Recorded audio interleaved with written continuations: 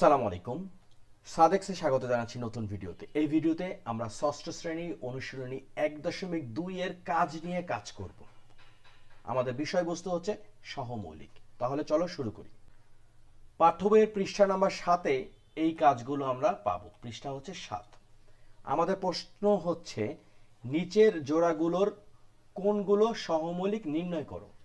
তো তার আগে বুঝতে হবে সহমৌলিক কি। সহমৌলিক হচ্ছে দুই বা ততোধিক সংখ্যার সাধারণ গুণনীয়ক শুধু এক হলে সংখ্যাগুলো পরস্পর সহমৌলিক। আমরা কাজ করতে করতে বুঝতে পারবো যে ব্যাপারটা কি। 16 এবং 28, প্রথমে আমরা যেটা করতে পারি 16 এর গুণনীয়ক, 16 এর গুণনীয়ক নিয়োগ বের করব। কিভাবে বের করব? আমরা এইভাবে রাফে করব। 16কে আমরা কিভাবে লিখতে পারি? 1 গুণ 16, ওকে।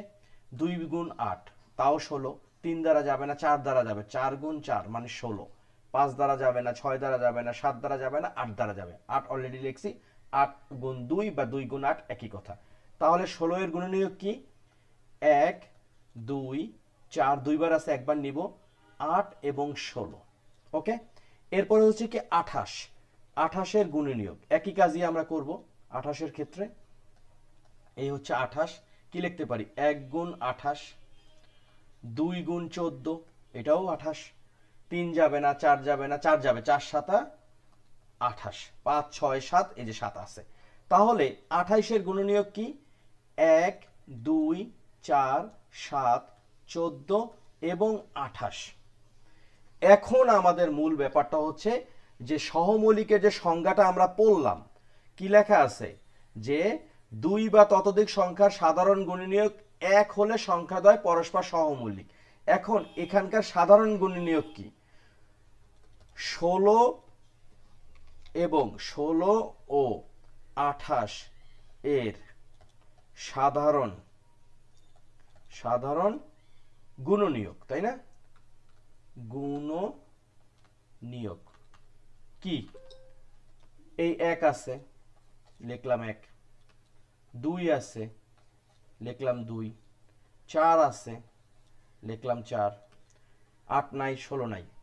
8 নাই, 16 নাই। কিন্তু এখানে কথা হচ্ছে হইতে হবে কি? দুই বা ততোধিক সংখ্যার সাধারণ গুণনীয়ক শুধু এক হলে। শুধু এক তো হইল না, এখানে 2 আর 4ও হইছে। যেহেতু 16 ও 28 এর সাধারণ গুণনীয়ক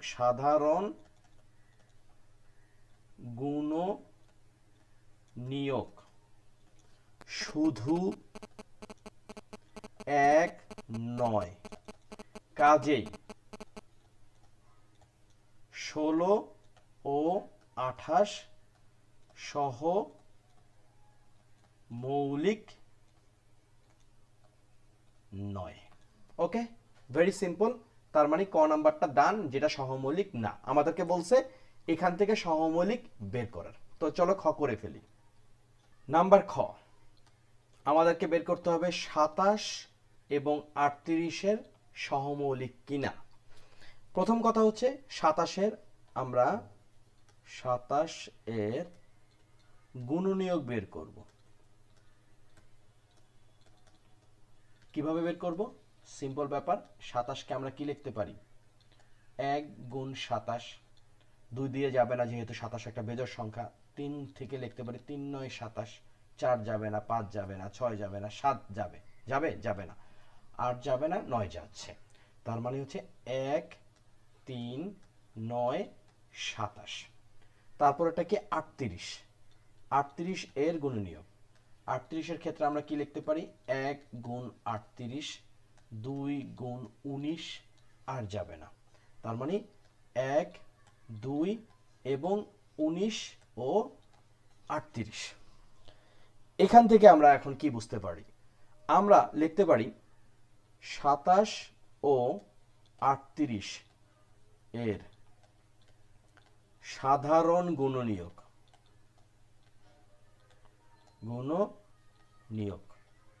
সেটা কি? শুধু এক। কারণ অন্য আর কোনো কিছু কমন নাই। সুতরাং 27 ও 38 সহমৌলিক। সহমৌলিক, ভেরি সিম্পল।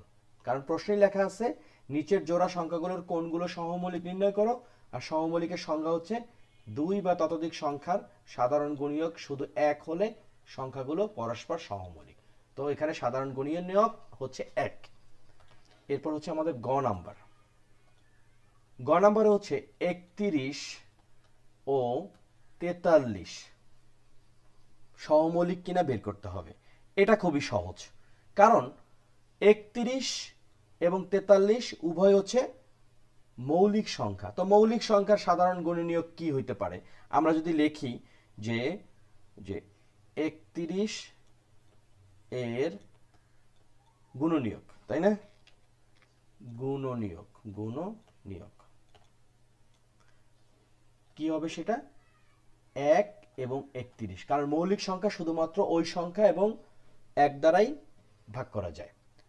43 এর গুণনীয়ক 1 এবং 43। সুতরাং 31 ও 43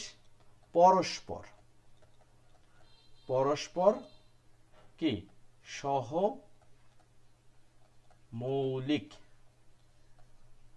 ওকে, ভেরি সিম্পল। তাহলে ক, খ, গ ডান। এখন আমরা ঘ নাম্বারটা করব। ঘ নাম্বারে আছে 210 এবং 143। আমাদেরকে কি করতে হবে? বের করতে হবে এই দুটি সংখ্যা পরস্পর সহমৌলিক কিনা। প্রথমে হচ্ছে আমরা করব 210 এর গুণনীয়ক। তাহলে 210কে প্রথমে আমরা কি করতে পারি? এই হচ্ছে 210, 1 গুণ 210 সম্ভব, তারপরে 2 গুণ সম্ভব, 2 গুণ 105, 3 গুণও সম্ভব, 3 7 21 যেহেতু, তার মানে 370 কত? 210। 4 দ্বারা কি সম্ভব? সম্ভব না, কারণ শেষের দুইটা সংখ্যা 1 আর 0 10 4 দ্বারা ডিভিজেবল না, তার মানে 210 4 দ্বারা বিভাজ্য না। তারপরে কত করতে পারি আমরা করতে পারি 5 দ্বারা করতে পারি, তাই না? 5 দ্বারা যদি করি তাহলে কত আসতেছে? এই 210কে আমরা যদি 5 দ্বারা ভাগ করি পাবো হচ্ছে 42। এই হলো 42। 6 দ্বারা কি করতে পারবো? যেহেতু এখানে 6 7 42, তার মানে 6 দ্বারাও পারবো। কিভাবে সেটা? 210কে যদি 6 দ্বারা ভাগ করি 35 আসতেছে। 35। 7 দ্বারা কি পারবো? এই যে 35 যেহেতু 7 দ্বারা যাচ্ছে সিরিয়ালি, তার মানে 210কে 7 দ্বারা যাবে, 7 গুণ 30। ওকে, তাহলে 1 2 3 5 6 7 8 দ্বারা কি সম্ভব? না, 8 দ্বারা সম্ভব না। 9 দ্বারা যোগফল 9 হচ্ছে না, 2 যোগ 1 যোগ 0 যোগ 9 হবে না। 10 যাবে, অবশ্যই 10 যাবে, কারণ 10 21। 11 12 13 14 আমরা ডিভাইড করে দেখি, পসিবিলিটি আছে। 210 ভাগ হলো 14, 15 দ্বারা যাচ্ছে, তার মানে 14 গুণ হচ্ছে 15। ওকে, তারপরে 16 দ্বারা যাবে না, 17 18 19 20, এই 15 থেকে আবার সব সিরিয়ালে যাবে, তার মানে 210 গুণনীয়ক হচ্ছে অনেক বড়।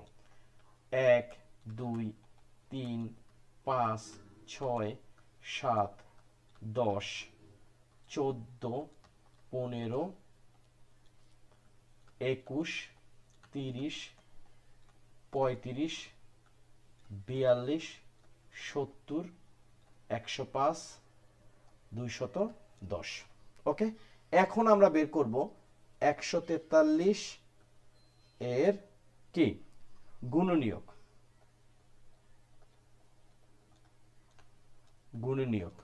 কি হবে? 143। এখন 143 কি কি দ্বারা ভাগ করা যেতে পারে?